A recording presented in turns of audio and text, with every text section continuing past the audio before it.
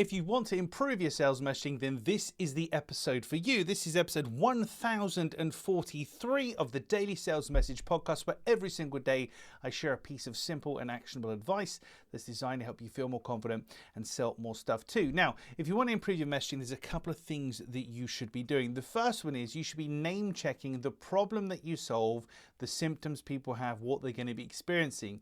If they know that you understand their problem and you can articulate it well, they're going to be very much encouraged to work with you and to trust you because you're demonstrating that you know what you're talking about.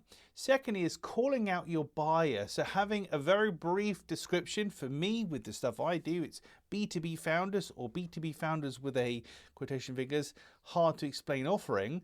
That's it. That's my niche. So if you have a really high level articulation of who your buyer is, not a very descriptive, oh, it's this business and this demographic and blah, blah, blah.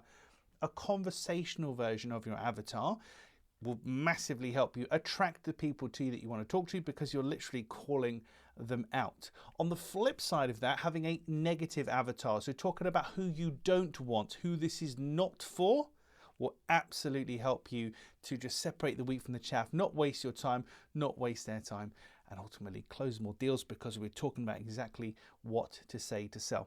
One of the final points that I would consider if we're talking about making your messaging better is the trigger point. So what encourages people, what motivates them to act and to use your product or your service?